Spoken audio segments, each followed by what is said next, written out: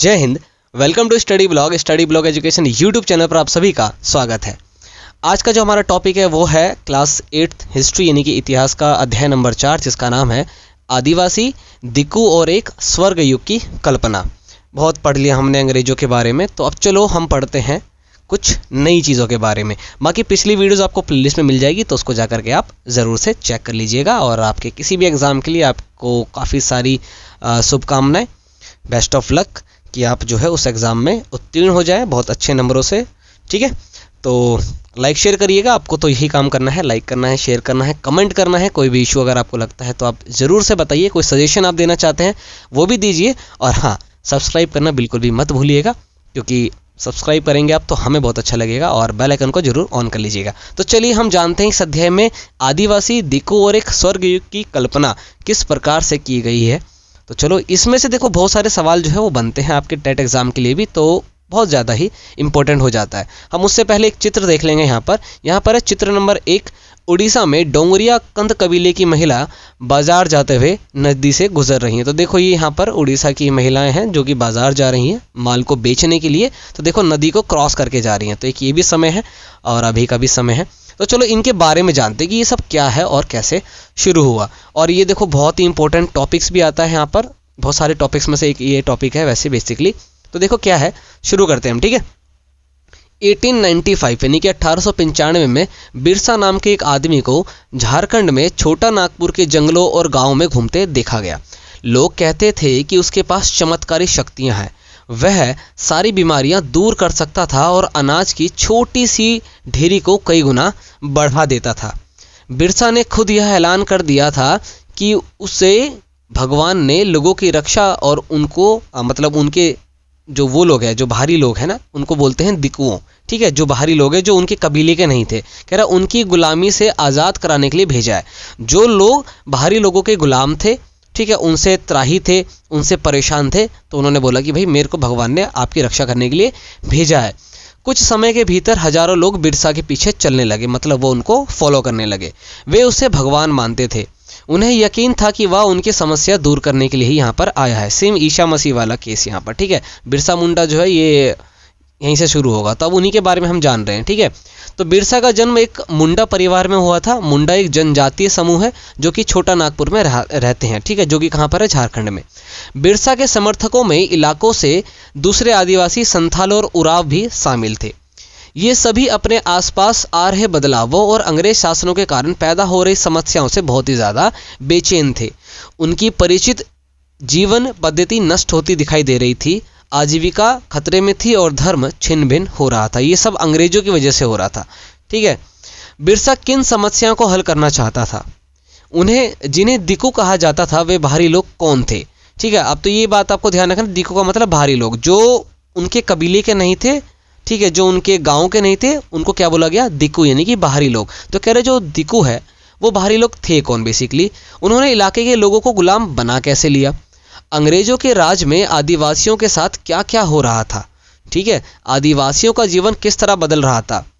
इस अध्याय में हम ऐसे ही कुछ सवालों पर विचार करने वाले हैं। हमने पिछले अध्याय में ग्रामीण इलाके में बात करी थी, इसमें हम आदिवासियों के बारे में पढ़ने वाले हैं, यानी कि जनजातियों के बारे में पढ़ने वाले हैं। उसी जनजाति में से एक जनजाति थी बिरसा मुंडा की। ठीक है, कह रहे पिछले साल आपने आदिवासी समाज के बारे में पढ़ा था, यानी कि क्लास 7th की बात हो रही है। इसके अंदर ज़्यादातर कबीलों के रीति रिवाजों और रस्में ब्राह्मणों द्वारा निर्धारित रीति रिवाजों और रस्मों से बहुत ही ज़्यादा अलग थी। देखो, आदिवासी वही लोग थे जो ब्राह्मणों के बनाए हुए समाज का जो श्रेणी थी ना, जो ब्राह्मण, क्षत्रिय, वैश्य, शूद्र, जो इसमें नहीं रहे थे, वही लोग जो है उस समाज का बहिष्कार करके चले गए या उनको निकाल दिया गया।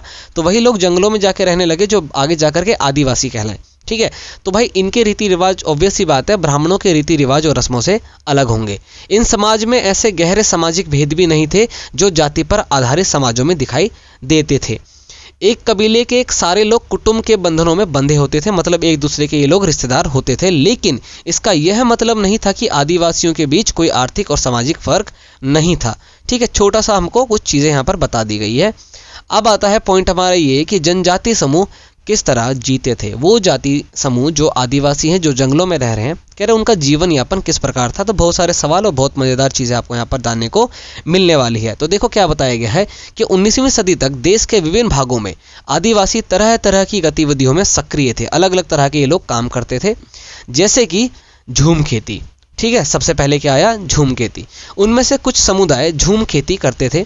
झूम खेती घुमंतू खेती को कहा जाता है। मतलब आज यहाँ कल वहाँ, परसों कहीं कभी कहीं, मतलब आज कल परसों नहीं, मतलब एक बार खेती यहाँ करी, फिर कहीं और करी, फिर कहीं और करी, एक जगह टिक करके ये लोग नहीं रहते थे। इस तरह की खेती अधिकांशतः जंगलों में छोटे छोटे भूखंडों पर की जाती थी। ये लोग जमीन तक धूप लाने के लिए पेड़ों के ऊपरी हिस्से को काट देते थे और जमीन पर उगी घास फूस जलाकर, ये फिर से आ गया, चलो चला गया। तो कह रहे कि धूप को जमीन पर लाने के लिए क्या करते थे ये लोग, ऊपर जो पेड़ थे उनको काट दिया करते थे, उनकी डाली वगैरह को, ताकि जमीन तक धूप आ जाए, और जो नीचे घास फूस है उसको जला करके ये लोग साफ कर देते थे। इसके बाद वे घास फूस के जलने पर पैदा हुई राख को खाली जमीन पर छिड़क देते थे। इस राख में पोटाश होती थी, ठीक है, जिससे मिट्टी जो है उपजाऊ हो जाती थी।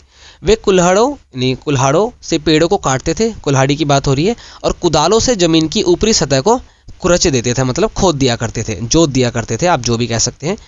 वे खेतों को जोतने और बीज रोपने की बजाय उन्हें बस खेत में बिखेर देते थे। मतलब ये लोग खेत में बीज को रोपते नहीं थे, बल्कि बिखेर दिया करते थे।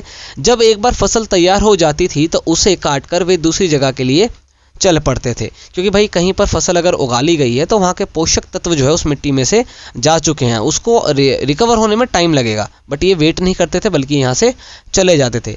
जहाँ से उन्होंने अभी फसल काटी थी वह जगह कई साल तक परती पड़ी रहती थी। परती बोले तो बंजर, या जहाँ पर अब खेती इतनी आसानी से नहीं की जा सकती है।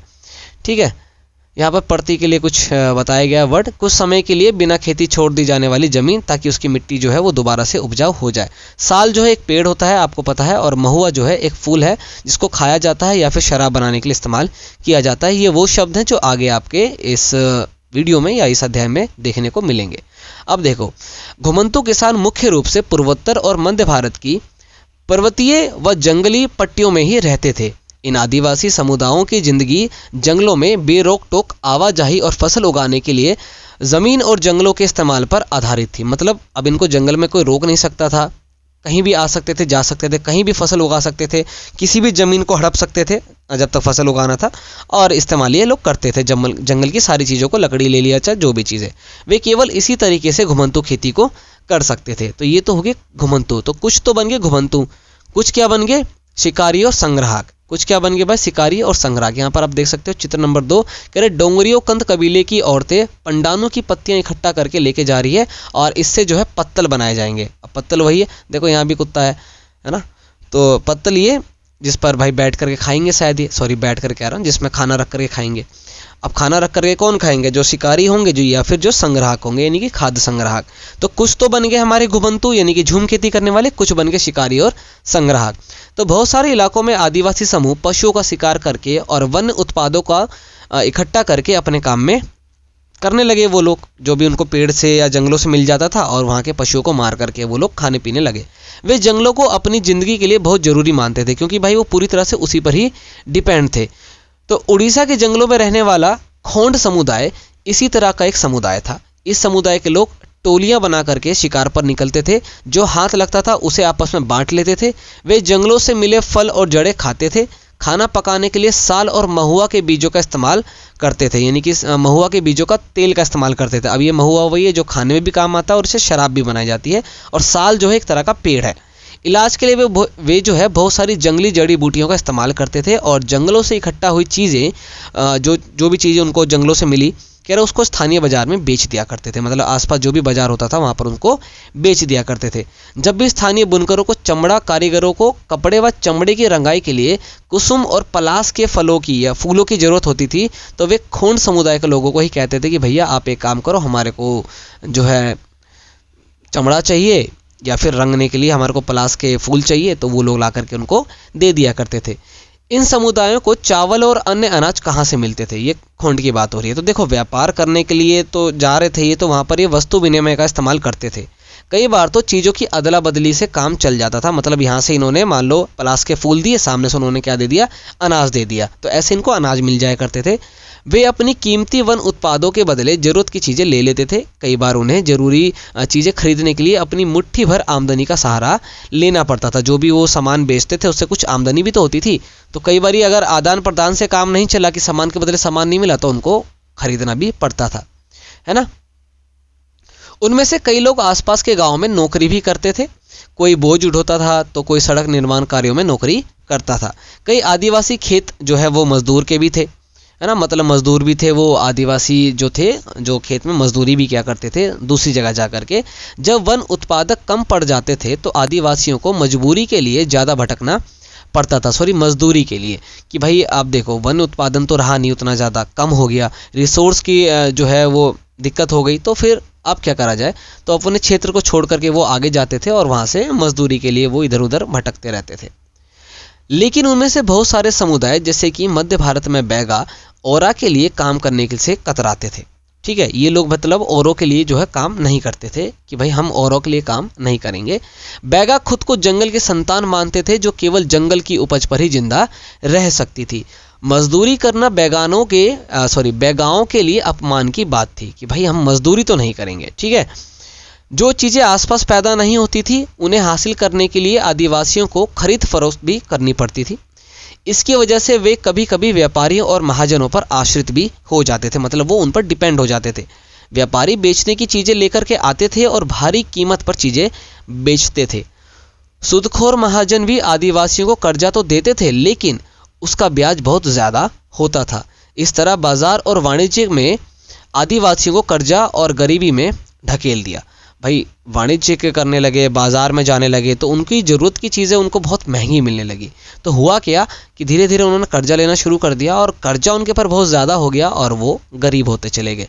लिहाजा वे महाजनों और व्यापारियों को बाहरी शैतान और अपनी सारी मुसीबतों की जड़ मानने लगे। अब देखो बाहरी शैतान, यहीं से एक वर्ड निकल के आ गया, बाहरी शैतान। ठीक है, तो मतलब वो लोग उनको जो है बाहरी शैतान मानने लगे कि यार इनकी वजह से जो है हमारा नुकसान हो रहा है। तो कुछ तो बन गए हमारे घुमंतू जो खेती करते थे, कुछ बन गए शिकारी या फिर संग्राहक। ठीक है, अभी आगे देखते हैं कुछ क्या बने, उससे पहले ये चित्र देख लेते हैं जिसमें बताया गया कि भारत में कुछ आदिवासी समुदायों के इलाके किस एरिया में देखो किस तरह के समुदाय रहते थे। तो यहाँ पर ये लिखा हुआ है, आप देख सकते हो, इमेज आपके सामने है। ठीक है, तो चलिए हम आगे चलते हैं क्योंकि सवाल में यहाँ से सवाल काफ़ी ज़्यादा इसमें आते हैं। अब कुछ जो है जानवर पालने लगे, मतलब गाय भैंस जो दूध दिया करती थी या जिनसे व्यापार किया जा सकता था। तो बहुत सारे आदिवासी समूह जानवर पालकर अपनी ज़िंदगी चलाते थे। वे चरवाहे थे जो मौसम के हिसाब से मवेशियों या भेड़ों के रेवड़ लेकर के यहाँ से वहाँ जाते रहते थे, क्योंकि आपको पता है भाई भेड़ वगैरह से ऊन वगैरह बनती है तो वो भी जो है काम आ जाती है। जब एक जगह घास खत्म हो जाती थी तो वे दूसरे इलाके में चले जाते थे। पंजाब के पहाड़ों में रहने वाले वन गुज्जर और आंध्र प्रदेश के लबाड़िया आदि समुदाय गाय भैंस के झुंड पालते थे। कुल्लू के गद्दी समुदाय के लोग गडरिये थे और कश्मीर के बकरवाल बकरियां पालते थे। अगले साल इतिहास की पाठ्य पुस्तक में आप इनके बारे में विस्तार से पढ़ेंगे। बोले तो हम 9th क्लास की बात कर रहे हैं। ठीक है, बाकी वीडियो ऑलरेडी अपलोडेड है तो आप उसको जाकर के वहाँ पर देख सकते हैं। तो देखो कुछ तो बन गए भाई घुमंतू या झूम खेती करने वाले, कुछ जो है संग्राहक बन गए, ठीक है, शिकारी बन गए, तो कुछ जो है जानवर पालने लगे। वैसे जानवर जो अहिंसक है और साथ ही साथ में जो है वो क्या कहते हैं फ़ायदा करे, मतलब उससे दूध वगैरह मिले या कोई ऐसी चीज़ मिले जिसको बेचा जा सके। ठीक है, हम आगे पढ़े उससे पहले किताब में हमारे को कुछ इंपॉर्टेंट चीज़ बता रखी है। एक थोड़ी छोटी सी कहानी है। ठीक है, इंपॉर्टेंट हो सकता है एग्जाम के लिए, बट कहानी का एक हिस्सा है, मतलब इस चैप्टर का ही एक हिस्सा है, तो हम इसको जरूर ओवरव्यू करेंगे। तो देखो क्या बोला गया, शिकार का वक्त, बुआई का वक्त, नए खेतों में जाने का वक्त। क्या आपने कभी इस बात पर ध्यान दिया है कि विभिन्न प्रकार के समाजों में रहने वाले लोगों की काम और समय के बारे में समझदारी एक जैसी नहीं होती है। विभिन्न क्षेत्रों में रहने वाले घुमंतू आदिवासियों और शिकारियों की जिंदगी एक खास क्रम और मर्द औरत के बीच कामों के बंटवारे से चलती थी कि भाई उन्होंने जो है काम बांट रखे थे कि कौन व्यक्ति क्या काम करेगा। ब्रिटिश मानव विज्ञानी वेरियर एल्विन ने 1930 और 1940 के दशकों में कई साल मध्य भारत के बैगा और खोंड समुदाय के बीच इन्होंने बिताए, लगभग 10 साल। ठीक है, एल्विन द्वारा लिखित निम्नलिखित अंशों को पढ़कर इस समय क्रम और कामों के बंटवारे को समझा जा सकता है। तो उन्होंने देखो क्या लिखा है। चैत में औरतें इकट्ठा करने और बचे कुचे ठुंडों को काटने जाती थी। पुरुष बड़े पेड़ों को काटते थे और शिकार पर जाते थे। शिकार पूरे चांद के समय पूर्व से शुरू होता था। शिकार के लिए बांस के फंदों का इस्तेमाल करते थे। औरतें सागो, इमली और मशरूम आदि फल बीन कर लाती थी। बैगा औरतें या तो केवल जड़े या कंद इकट्ठा करती थी या महुआ के बीज इकट्ठा करती थी। मध्य भारत के आदिवासियों में बैगाओं को सबसे अच्छा शिकारी माना जाता था। बैसाख में जंगलों को जलाया जाता था। औरतें अधजली लकड़ियां को ईंधन के लिए बीन लेती थी। जो लकड़ी ऐसी जो बैसाख में जब जलाई गई है तो वो जली नहीं पूरी तरह से, तो उसको वो बीन करके ले आया करती थी। आदमी शिकार पर जाते रहते थे लेकिन गांव से दूर नहीं जाते थे। जेठ में बुआई का समय जो है वो होता था और शिकार चलता रहता था। आषाढ़ से भादों तक मर्द खेतों में काम करते थे। कुआर में फलियां आने लगी थी और कार्तिक कुटकी में पक जाती थी। अगहन में सारी फसल तैयार हो जाती थी और पूस में फटकन किया जाता था। नाच गाना और शादियां भी पूस के महीनों में ही यहाँ पर होती थी। माघ में पुरुष नए बेवड़ की तरफ चल देते थे। इस दौरान शिकार व चीजों का संग्रह ही जीने की मुख्य गतिविधि होती थी। यह चक्र पहले साल का होता था। दूसरे साल का शिकार के लिए ज़्यादा समय मिल जाता था क्योंकि केवल कुछ फसलों की ही बुआई कटाई होती थी। क्योंकि भोजन काफ़ी होता था इसलिए पुरुष बेवड़ों में ही रहते थे। तीसरे साल में भोजन के लिए वन उत्पादों की भी जरूरत पड़ने लगती थी। तो ये छोटा सा जो है उन्होंने एक संग्रह का एक अंश यहाँ पर छोड़ा है। उसमें बताया है कि भाई किस तरह से जो है काम का उन्होंने बंटवारा कर रखा था। यहाँ पर एक लड़की की जो है फोटो दिखाई गई है जो कि ईंधन की लकड़ी ले जाती है। एक संथाल लड़की है जो 1946 का ये टाइम पीरियड है, ठीक है, और ये बिहार की बात हो रही है यहाँ पर। तो चलो हम टॉपिक में आगे बढ़ते हैं। जब सब कुछ बेवड़ जो है मध्य प्रदेश में घुमंतू खेती के लिए इस्तेमाल होने वाला एक शब्द है। घुमंतू जो खेती करते हैं उनके लिए जो है बेवड़ उनको बोला जाता है। अब देखो आगे क्या है। कुछ लोग एक जगह खेती करते थे, मतलब कुछ तो बन गए घुमंतू, कुछ बन गए शिकारी, कुछ बन गए पशुपालक, तो कुछ लोग हो गए जो एक ही जगह खेती करते हैं। वो लोग बार बार जगह को चेंज नहीं करते हैं।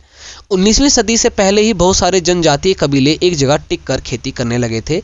वे बार बार जगह बदलने की बजाय साल दर साल एक ही जगह खेती करते थे। वे हलों का इस्तेमाल करने लगे थे और धीरे धीरे उन्हें जमीन का अधिकार भी मिलता जा रहा था। बहुत सारे समुदायों में छोटा नागपुर के मुंडाओं की तरह जमीन पूरे कबीले की संपत्ति होती थी। कुल के सभी सदस्यों को उन मूल निवासियों का वंशज माना जाता था जिन्होंने सबसे पहले आकर जमीन को साफ किया था। लिहाजा जमीन पर सभी का बराबर हक होता था। फिर भी अक्सर ऐसा होता था कि कुल के कुछ लोग औरों से ज़्यादा ताकत जुटा लेते थे। कुछ मुखिया बन जाते थे और बाकी उनके अनुयायी यानी कि शिष्य बन जाते थे।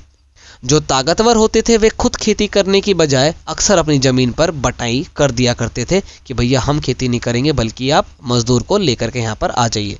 ब्रिटिश अफसरों को गोंड और संथाल जैसे एक जगह ठहर कर रहने वाले आदिवासी समूह शिकारी संग्राहक या घुमंतू खेती करने वालों के मुकाबले ज़्यादा सभ्य दिखाई देते थे। अब देखो रीज़न क्या था कि कुछ तो वो थे जो ऐसे समूह थे जो शिकारी संग्राहक थे, मतलब आज यहाँ शिकार करा, जब यहाँ के शिकार या जानवर खत्म हो गए तो दूसरे एरिया में चले जाएंगे वो लोग। और जो घुमंतू खेती कर रहे हैं भाई वो भी कहीं चले जाएंगे। लेकिन जो गोंड और संथाल के लोग थे, जो इस समुदाय के लोग थे, ये एक जगह ठहरा करते थे। अब अंग्रेजों को भाई ये लोग सभ्य दिख रहे हैं, सभ्य वभ्य कुछ नहीं दिख रहे हैं। देखो बड़ा आसान होता है जब आप एक जगह टिक जाते हो, है ना, तो आपसे टैक्स वसूला जा सकता है। अंग्रेज को क्या चाहिए था? पैसा। अब आज आप एक जगह हो, फिर कल कहीं, फिर कहीं, ऐसे में आपसे टैक्स वसूलना जो है मुश्किल हो जाता सरकार के लिए। बट अगर आप एक जगह टिक गए, सरकार क्या बोल रही है आपको? अरे यार आप तो बड़े सभ्य हो, आहा, है ना। जंगलों में रहने वालों को जंगली और बर्बर माना जाता था। अंग्रेजों को लगता था कि उन्हें स्थायी रूप से एक जगह बसाना और सभ्य बनाना ज़रूरी है। बेसिकली वो सभ्य वगैरह कुछ नहीं बनाना चाहते थे, बल्कि वो बस ये चाहते थे कि किसी तरह ये एक जगह टिक जाए। किसी भी तरह अगर ये एक जगह टिक गए तो हम इनसे टैक्स वसूल सकते हैं, है ना। यहाँ पर एक फ़ोटो देख सकते हो, ये व्यक्ति जो है देखो काम कर रहा है, ठीक है। यह है चित्र नंबर 5, पूर्वोत्तर के निशी आदिवासियों के एक गांव में लट्ठों से बना घर। कि देखो किस तरह से जो है लठ का इस्तेमाल करके घर बना रखा पीछे की ओर, आप देख सकते हो। अब तो मुश्किल है शायद आपके गांव में, अगर ऐसे गांव में मतलब आपके अभी भी ऐसे इस तरह के घर हैं तो नीचे ज़रूर बताइएगा कि आप किस गांव से हैं बड़े मज़ेदार होते हैं ऐसे घर, बट अब तो मुश्किल है। चलिए आगे देखते हैं आगे क्या था। औपनिवेशिक शासन से आदिवासियों के जीवन पर क्या असर पड़े। देखो एक तरफ ना अंग्रेज क्या कर रहे हैं, अपना पैरेलल चलना, ये एक भी ऐसा चैप्टर नहीं है जो पिछले से अलग होगा, ये सब एक साथ चल रहे हैं, एक तरह से ना सबको जोड़ करके चला यहाँ पर आपको बताया गया है। शुरुआत से आप देखते आ रहे हो कि अंग्रेज किस तरह से यहाँ भारत में आए, फिर कैसे सत्ता हासिल करी उन्होंने, मजबूरी थी उनकी भी सत्ता हासिल करने की, फिर सत्ता को कैसे चलाया, फिर गांव के इलाके में गए, आदिवासी को आप कंट्रोल कर रहे हैं। इस चैप्टर में वो क्या कर रहे हैं, आदिवासी को कंट्रोल करने की कोशिश कर रहे हैं, ठीक है, क्योंकि पिछले चैप्टर में उन्होंने ग्रामीण इलाकों में कब्जा किया, इस चैप्टर में वो आदिवासी को कब्जा करेंगे। तो ब्रिटिश शासन के दौरान आदिवासी समूह का जीवन जो है काफ़ी ज़्यादा बदल गया। आओ देखें कि ये बदलाव क्या थे। वो लोग क्या चाहते थे कि भाई ये घूमे उमे नहीं, बल्कि एक जगह टिक जाए, इनको सभ्य भव्य बना दे हम लोग। सभ्य भव्य बनाने की कोई ज़रूरत नहीं थी इनको, मतलब इनका ऐसा कुछ था नहीं कि हम सभ्य बनाएंगे, बस इनको टैक्स वसूलना था। उनके इन्होंने कुछ तरीके अपनाए, तो चलो वो तरीके देखते हैं कि क्या थे। आदिवासी मुखियाओं का क्या हुआ। जो आदिवासी में अपने आप मुखिया बने हुए थे, ठीक है, जो पावरफुल व्यक्ति थे, तब क्या हुआ जब अंग्रेजी शासन वहाँ पर चल रहा था, तो अंग्रेजों के आने से पहले बहुत सारे इलाकों में आदिवासियों के मुखियाओं का महत्वपूर्ण स्थान होता था। ऑब्वियस सी बात है, उनके पास औरों से ज़्यादा आर्थिक ताकत होती थी, मतलब पैसा वैसा ज़्यादा होता था, और वे अपने इलाके पर नियंत्रण भी रखते थे। कई जगह उनकी अपनी पुलिस होती थी और वे ज़मीन एवं वन प्रबंधन के स्थानीय नियम खुद बनाते थे। मतलब जिस एरिया में वो लोग रह रहे हैं या जो पूरा कबीला रह रहा है, उसके नियम वो खुद बना रहे हैं अभी तक, ठीक है। ब्रिटिश शासन के काल के तहत क्या हुआ, आदिवासी मुखियाओं के कामकाज और अधिकार काफ़ी बदल दिए गए। उन्हें कई कई गाँव पर ज़मीन का मालिकाना तो मिलता था, लेकिन उनकी शासकीय शक्तियां छीन ली गई, मतलब वो नियम कानून नहीं बना सकते, और उन्हें ब्रिटिश अधिकारियों द्वारा बनाए गए नियमों को मानने के लिए बाध्य कर दिया गया। अब देखो यही सभ्य बना रहे हैं वो हैं। उन्हें अंग्रेजों को नजराना देना पड़ता था और अंग्रेजों के प्रतिनिधि की हैसियत से अपने समूहों को अनुशासन में रखना होता था। पहले उनके पास जो ताकत थी वह अब नहीं रही, वे परंपरागत कामों को करने में लाचार हो गए थे। सोचो कि जो इतनी पावर थी उनके पास, अंग्रेजों ने क्या करा, पावर छीन ली। कह रहे भाई आप जमीन के मालिक तो आप ही हो, चलो हमें जमीन वमीन नहीं चाहिए, बट हम आपको पावर नहीं देते। ये तो हो गया मुखिया के साथ। अब हुआ कि घुमंतु काश्तकारों का क्या हुआ, जो ये जो घूमा करते थे, भाई उनका क्या करा उन्होंने, ये भी देख लेते हैं। तो ऐसे समूह से अंग्रेजों को काफ़ी परेशानी थी, क्योंकि वो यहाँ वहाँ भटकते रहते थे और एक जगह ठहरते नहीं थे। वे चाहते थे कि आदिवासियों के जो ये कबीले हैं ये एक जगह ठहर जाए किसी तरह। आप यहाँ पे फोटो में देख सकते हो भाई कैसे काम कर रहे हैं, है ना। तो वही चाहते थे कि आदिवासियों के जो कबीले हैं जो यहाँ वहाँ घूमते रहते हैं, ये समूह एक जगह स्थायी रूप से रहें और खेती करें। अब स्थायी रूप से एक जगह रहने वाले किसानों को नियंत्रण करना काफ़ी आसान हो जाता है, क्योंकि भाई जब आप एक जगह टिकोगे तो आप घर बनाओगे, परिवार बनाओगे, बार बार आप इधर उधर जा नहीं सकते, तो आपको कंट्रोल करना बहुत आसान हो जाएगा। लेकिन अगर आप छड़े हो अभी, है ना, एकदम सिंगल, अभी आप अपने फैमिली में रहते हो, तो कुछ दो चार काम आपको कोई उल्टा बोल दिया, कुछ बोल दिया, आप थोड़ा यार सहज जाते हो कि यार नहीं पापा मम्मी भाई बहन अभी है यहाँ। वही आप अगर अकेले रहते तो अभी किसी के धरते यहाँ पर निकल जाते कहीं और, है ना, रातों रात जगह चेंज। अभी आप ऐसा नहीं कर सकते। तो अंग्रेज इस चीज़ को समझते थे, तो अंग्रेज यही चाहते थे कि किसी तरह एक जगह बस जाए, एक जगह रुक जाए, तो इनको हम अपने नियंत्रण में ले लेंगे। अंग्रेज अपने शासन के लिए आमदनी का नियमित स्रोत भी चाहते थे। फलस्वरूप उन्होंने जमीन के बारे में कुछ नियम लागू कर दिए। उन्होंने जमीन को मापकर प्रत्येक व्यक्ति का हिस्सा तय कर दिया। उन्होंने यह भी तय कर दिया कि किसे कितना लगान देना होगा। कुछ किसानों को भूस्वामी और दूसरों को पट्टेदार घोषित कर दिया गया। जैसा कि आप देख चुके हैं, अध्याय 2 में हमने पढ़ा था, पट्टेदार अपने भूस्वामियों का भाड़ा चुकाते थे और भूस्वामी सरकार को लगान यानी कि राजस्व या टैक्स दिया करते थे, है ना। तो देखो किस तरह से धीरे धीरे जो है आदिवासी जीवन के अंदर भी अंग्रेजों ने उनको प्रभावित किया, उनके जीवन को, और किस तरह से उनसे भी उन्होंने टैक्स वसूलना शुरू कर दिया। प्लानिंग पूरा था, पूरा सब कुछ साफ कर रखा है कि सिर्फ पैसा चाहिए, है ना।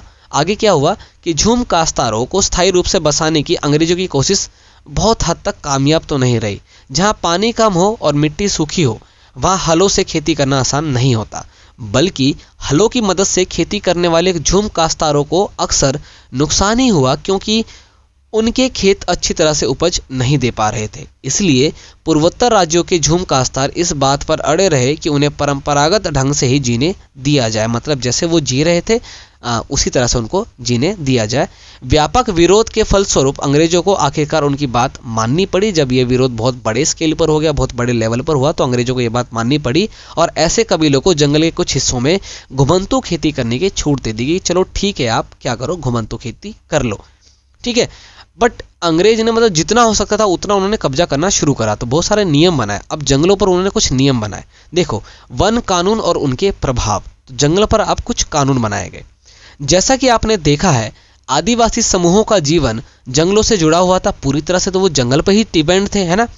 अतः वन कानूनों में आए बदलाव से आदिवासियों के जीवन पर भी काफी असर पड़ा। ऑब्वियस सी बात है, अंग्रेजों ने सारे जंगल पर अपना नियंत्रण स्थापित कर लिया और जंगलों को राज्य की संपत्ति घोषित कर दिया। अब ये जंगल उनके नहीं रहे, बल्कि क्या हो गई, राज्य की संपत्ति हो गई। कुछ जंगलों को आरक्षित वन घोषित कर दिया गया। भाई वो रिजर्व हो गए, वहां पर अब कोई जा ही नहीं सकता था उन अंग्रेजों के अलावा। ये ऐसे जंगल थे जहां अंग्रेजों की जरूरतों के लिए इमारती लकड़ी पैदा होती थी। मतलब ऐसे जंगल जहां पर मजबूत लकड़ियां मिल रही हैं, जिसमें अंग्रेज जो है अपनी इमारत बनाएंगे, उनको उन्होंने जो है आरक्षित वन बता दिया। तो उसको रिजर्व कर दिया। वहां पर अब कोई खेती भी नहीं कर सकता, कोई जा भी नहीं सकता। और बाकी को क्या बोला, बाकी जंगलों को, कि ये हमारी राज्य की संपत्ति है। अब राज्य पे अधिकार किसका चल रहा था, राज्य पर राज किसका चल रहा था, अंग्रेजों का चल रहा था। तो सब कुछ इनडायरेक्टली किसके पास चला गया, अंग्रेजों के। इन जंगलों में लोगों को स्वतंत्र रूप से घूमने, झूम खेती करने, फल इकट्ठा करने या पशुओं का शिकार करने की इजाजत नहीं थी। आरक्षित वनों की बात हो रही है। ऐसे सूरत में झूम काश्तकार किस तरह जिंदा रह सकते थे, सोचो। इसलिए उनमें से बहुतों को काम और रोजगार की तलाश में मजबूरन दूसरे इलाकों में जाना पड़ा। मतलब ऐसे नहीं तो वैसे, जैसे हो सकता था अंग्रेजों ने वैसे नुकसान पहुंचाना शुरू करा। जैसे ही अंग्रेजों ने जंगलों के भीतर आदिवासियों के रहने पर पाबंदी लगा दी, जिसको आरक्षित वन उन्होंने बोल दिया, उनके सामने एक समस्या पैदा हो गई। समस्या यह थी कि रेलवे स्लीपर्स के लिए पेड़ काटने और लकड़ी को एक जगह से दूसरी जगह ले जाने के लिए मजदूरों का इंतजाम कहाँ से किया जाए। अब स्लीपर क्या होता है, तो लकड़ी की क्षैतिज तख्ती जिन पर रेल की पटरियां बिछाई जाती है। आपने रेल की पटरी देखी होगी ना, ट्रैक, उस पर ये जो तख्ती यहाँ पर लगी होती है ना, ऐसे, इसकी बात हो रही है। अब तो ये सीमेंटेड हो गए, पर पहले लकड़ी के लगते थे। तो कह रहे यार ये तो मजबूत होना चाहिए ना। कह रहे इसको लगाने के लिए, क्योंकि भारी भारी होते हैं ये, तो भाई मजदूर अब कहाँ से लाया जाए, क्योंकि आदिवासियों को तो भाई आपने नाराज कर दिया। ये उनकी सबसे बड़ी समस्या यहाँ पर खड़ी हो गई। आगे है कि औपनिवेशिक अधिकारियों ने इसका भी एक हल ढूंढ निकाला। उन्होंने तय किया कि झूम काश्तकारों को जंगल में जमीन के छोटे टुकड़े दिए जाएंगे और वहां उन्हें खेती करने की भी छूट होगी, बशर्ते गांव में रहने वालों को वन विभाग के लिए मजदूरी करनी होगी और जंगलों की देखभाल करनी होगी। इस तरह बहुत सारे इलाकों में वन विभाग ने सस्ते श्रम की आपूर्ति सुनिश्चित करने के लिए वन गांव बसा दिए। कि जंगल में इन्होंने क्या करा, गांव बसा दिया और उनको श्रम भी दिया, मतलब काम भी दिया, और बदले में अपना काम भी करवा लिया। आगे है, बहुत सारे आदिवासी समूहों ने औपनिवेशिक वन कानूनों का विरोध भी किया। उन्होंने नए नियमों का पालन करने से इनकार कर दिया और उन्हीं तौर तरीकों से चलते रहे जिन्हें सरकार गैर कानूनी घोषित कर चुकी थी। कई बार उन्होंने खुलेआम बगावत भी कर दी। 1906 में सोंगरम संगमा द्वारा असम में और 1930 के दशक में मध्य प्रांत में हुआ वन सत्याग्रह इसी तरह के विद्रोह थे, जो अंग्रेजों के नियम के अनुसार नहीं थे, जो उनका विरोध करते थे कि भैया वन हमारे हैं, आप जो है इस पर अपना जो है हुक्म नहीं चला सकते। अब यहाँ पर देखो एक इमेज जो है फिर से गोदरा औरतें बुनाई करती हुई, यहाँ पर ये देखो कपड़े की बुनाई की जा रही है यहाँ पर। अब व्यापार की समस्या देखो क्या क्या आई, ठीक है। तो 19वीं सदी के दौरान जनजातीय समूह ने पाया कि व्यापारी और महाजन जंगल में जल्दी जल्दी आने लगे हैं। वे वन उपज खरीदने, नगद कर्जा देने और आदिवासियों को मजदूरी पर रखने के लिए आ रहे थे। इन सारे बदलावों से क्या असर पड़ने वाले हैं, यह समझने में आदिवासियों को कुछ समय लग गया। ये अचानक से चेंज हो गया। क्या हुआ, अब जो महाजन वगैरह थे वो बार बार जंगल में आ रहे हैं जल्दी, जो कि पहले आराम से आया करते थे, क्योंकि डिमांड नहीं है तो आराम से आएंगे, है ना, आएंगे 10 दिन में एक दिन आएंगे। भाई इसका मतलब है कि बाजार में कुछ तो चल रहा है, कुछ तो व्यापार में प्रॉब्लम क्रिएट हो रही है, कुछ तो व्यापार में उतार चढ़ाव आए हैं कि बार बार व्यापारी आ रहे हैं, वो पैसा भी इन्वेस्ट कर रहे हैं, है ना, बहुत ज़्यादा मजदूर भी भाई उनको ज़्यादा चाहिए, तो कुछ तो है, मतलब गड़बड़ चल रही है। ये बात उनको समझ में तो आई थी आदिवासियों को, लेकिन थोड़ा सा टाइम लगा।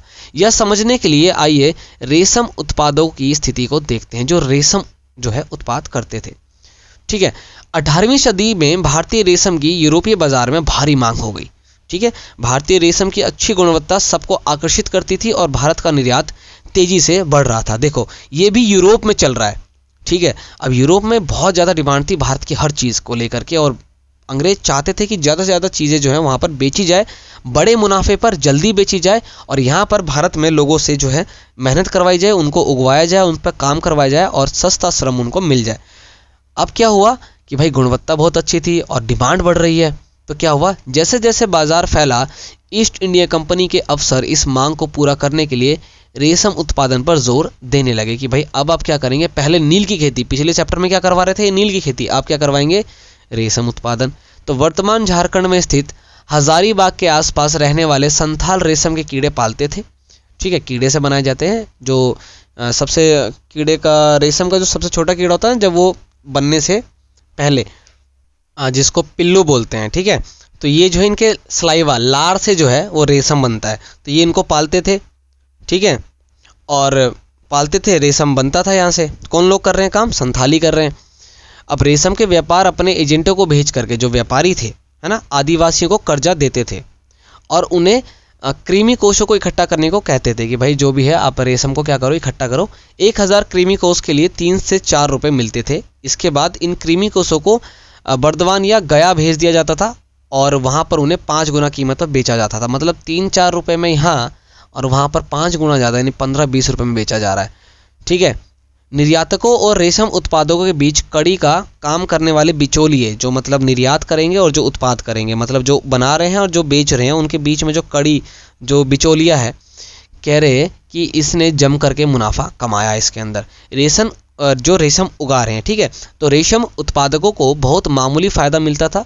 स्वाभाविक है कि बहुत कुछ मतलब स्वाभाविक है कि कुछ या बहुत सारे आदिवासी समुदाय जो है बाजार और व्यापारियों को अपना सबसे बड़ा दुश्मन मानने लगे थे। यार ऑब्वियस सी बात है कि मेहनत ये लोग कर रहे हैं और पैसा बिचौलिया कमा रहा है ना। अब चित्र नंबर 9 यहाँ देखो, चटाई बनाती हुई एक हाजांग औरत घरेलू काम जो है ये कर रही हैं। ठीक है, अब देखो यहाँ पर ये मजदूर हैं, वहाँ के बिहार के हैं। ठीक है, ये कोयला खनिक के अंदर काम कर रहे हैं, खदान में काम कर रहे हैं। 1920 के दशक में बिहार की झरिया और रानीगंज कोयला खदानों में काम करने वाले लगभग 50% खनिक आदिवासी थे। तो सोचो किस तरह से आदिवासियों को जो है काम करवाया गया। देखो उनका शरीर बहुत मजबूत होता है ना, बहुत मजबूत जो है वो शरीर होता था और उनका वो लोग इस्तेमाल कुछ इस प्रकार से करते थे। अंग्रेजों को यार कुछ नहीं चाहिए था, बस पैसा चाहिए था। कैसे भी करके वो लूटना चाहते थे। हर तरीके से हमें मोलेस्ट करा उन्होंने और हर तरीके से हमारा फ़ायदा उन्होंने उठाया। हमारे बीच फूट थी तभी जाके आदिवासी बने तो भाई उन्होंने उनका भी इस्तेमाल कुछ इस प्रकार से किया, है ना। हमारे घर में हमने ही आग लगाई जिसका फ़ायदा अंग्रेज़ों ने जम करके उठाया। आगे है काम की तलाश। काम की तलाश में घर से दूर जाने वाले आदिवासियों की दशा तो और भी ख़राब हो गई थी, है ना। 19वीं सदी के आखिर से ही चाय बागान फैलने लगे थे। खनन उद्योग जो वहाँ पर खोदा जा रहा है कोयला वगैरह, तो कह रहे कि खनन उद्योग भी एक महत्वपूर्ण उद्योग बन गया था। असम के चाय बागानों और झारखंड की कोयला खदानों में काम करने के लिए आदिवासियों की बड़ी संख्या में भर्ती की जा रही थी। इन लोगों को ठेकेदारों की मार्फत भर्ती किया जाता था। मतलब डायरेक्टली नहीं आते थे, एक ठेकेदार होता था जिसके जरिए ये आते थे। ये ठेकेदार ना केवल बहुत कम वेतन देते थे बल्कि उन्हें वापस घर भी लौटने नहीं देते थे। मतलब ये सभी जो एक ठेकेदार के अंतर्गत काम करते थे और वही इनको तनख्वाह दिया करते थे। वेतन इतना कम था कि सरवाइव नहीं कर पाएंगे, क्या ही घर लौट करके जाएंगे, है ना। तो सोचो आदिवासियों के जीवन पर क्या प्रभाव डाला अंग्रेजों ने, किस तरह से मोलेस्ट करा उनको कि सब कुछ उनसे छीन लिया। जो वो खुला घूम रहे थे वनों के अंदर, अपने जीवन को जी रहे थे, अपने अंदाज से सब कुछ ख़त्म कर दिया और किस तरह से अपने अंडर में ले लिया। अब देख रहे हो, यही है यार, उन्होंने अपने एजुकेशन का कुछ इस तरह से फ़ायदा उठाया और हमारी कमियों को बहुत अच्छे से जाना और बिना लड़ाई झगड़े के। अभी तक कहीं विद्रोह, कोई लड़ाई, किसी को मारा नहीं उन्होंने। विद्रोह तो हुआ छोटे मोटे, बट देखो कितने प्यार से सबको संभाल लिया उन्होंने। यही होता है यार एजुकेशन, है ना। पढ़ना इसलिए ज़रूरी नहीं है कि आप कुछ बनो, पढ़ना इसलिए ज़रूरी हो चुका है अब कि आपको कोई बेवकूफ़ ना बना दे, समझे कि नहीं। अब है नज़दीक से देखने पर, बहुत ही बारीकी से देखो कि यार क्या हुआ आदिवासियों के साथ, कैसा सब कुछ बदल गया उनका। 19वीं सदी और 20वीं सदियों के दौरान 19वीं और 20वीं सदियों के दौरान देश के विभिन्न भागों में जनजातीय समूहों ने बदलते कानूनों और अपने व्यवहार पर लगी पाबंदियों, नए करों और व्यापारियों व महाजनों द्वारा किए जा रहे शोषण के खिलाफ कई बार बगावत की। 1831 से लेकर के 32 में कोल आदिवासियों ने और 1855 में संथालों ने बगावत कर दी थी। मध्य भारत में बस्तर विद्रोह 1910 में हुआ और 1940 में महाराष्ट्र में वली विद्रोह हुआ। बिरसा जिन आंदोलन का नेतृत्व कर रहे थे वह भी इसी तरह का एक विद्रोह था। ये सभी विद्रोह हो रहे हैं अंग्रेजों के खिलाफ, बट भाई वो नहीं रुक रहे हैं, है ना। अब बिरसा मुंडा के बारे में पढ़ेंगे, क्योंकि बिरसा मुंडा के बारे में टेट एग्जाम में ना आया ऐसा हो ही नहीं सकता। बट हम बिरसा मुंडा के बारे में पढ़े इससे पहले हम ये लेफ्ट साइड में जो है ना, लहू लुहान मेरे कंधे, इसको हम पढ़ लेते हैं। मुंडा आदिवासियों के गीतों में कुछ उनके कष्ट जो है वो झलकते थे। हाय कोहलू के बैल की तरह मैं, लहू लुहान मेरे कंधे, जमींदार के दूत दिन और रात करते हैं मुझे परेशान, बड़बड़ाता हूँ मैं यही दिन और रात। हाय मेरी ये मेरी, हाय यही है मेरी हालत, नहीं है मेरा कोई ठिकाना, नहीं है मेरी कोई खुशियाँ। ये जो है एक मुंडा आदिवासियों ने गीत में अपने कष्ट को दिखाया है कि किस तरह से कोल्हू का बैल उन्हें बना दिया, जिसको जोता जा रहा है, ना खाने को दिया जा रहा है, ना पीने को दिया जा रहा है, कोई ठिकाना नहीं है, कोई खुशियाँ, इतना परेशान है वो। अपनी परेशानियां यहाँ पर बयां कर रहा है इस गीत के अंदर। चलिए अब हम जानते हैं बिरसा मुंडा के बारे में। बिरसा का जन्म 1870 के दशक में इसके मध्य में हुआ, मतलब प्रॉपर डेट नहीं पता, बट बोला जाता है कि 1870 का जो टाइम था वो टाइम पीरियड था। उनके पिता काफ़ी गरीब थे। बिरसा का बचपन भेड़ बकरियां चराते, बांसुरी बजाते और स्थानीय अखाड़ों में नाचते गाते बीता था। उनकी परवरिश मुख्य रूप से बोहोंडा के आसपास के जंगलों में हुई। गरीबी से लाचार बिरसा के पिता को काम की तलाश में जगह जगह भटकना पड़ता था। लड़कपन में ही बिरसा ने अतीत में हुए मुंडा विद्रोह की कहानियां सुन ली थी। उन्होंने कई बार समुदाय के सरदारों को विद्रोह का आह्वान करते देखा था कि जो समूह के सरदार है वो किस तरह से, जो मुखिया है वो किस तरह से विद्रोह करते थे। बिरसा के समुदाय के लोग ऐसे स्वर्ण युग की बात करते थे जब मुंडा लोग दिक्कुओं, अब दिक्कुओं तो आप समझ गए ना, बाहर के लोग, मतलब इनके समुदाय के अलावा जितने भी लोग थे, जितने भी वो महाजन थे, बिचौलिए थे, अंग्रेज थे, उनकी बात हो रही है कि ये लोग, बिरसा के जो समुदाय के लोग थे, ये सोचते थे कि एक ऐसा युग आएगा, एक ऐसा गोल्डन एरा, गोल्डन एज आएगा जब मुंडा लोग दिक्कुओं के उत्पीड़न से पूरी तरह से आज़ाद हो जाएंगे। सरदारों का कहना था कि एक बार फिर उनके समुदाय के परंपरागत अधिकार बहाल हो जाएंगे। वे खुद को इलाके के मूल निवासियों का वंशज मानते थे और अपनी ज़मीन की लड़ाई लड़ रहे थे, यानी कि मुल्क की लड़ाई वो लड़ रहे थे। वे लोगों को याद दिलाते थे कि उन्हें अपना साम्राज्य वापस पाना है। अभी किससे वापस पाना था? दिक्कुओं से, यानी कि अंग्रेजों से। बिरसा स्थानीय मिशनरी स्कूल में जाने लगे, जहां उन्हें मिशनरियों के उपदेश सुनने का मौका मिला। वहां भी उन्होंने यही सुना कि मुंडा समुदाय स्वर्ग का साम्राज्य हासिल कर सकता था या कर सकता है और अपने खोए हुए अधिकार वापस पा सकता है अगर वे अच्छे ईसाई बन जाएं और अपनी खराब आदतें छोड़ दे तो ऐसा हो सकता है।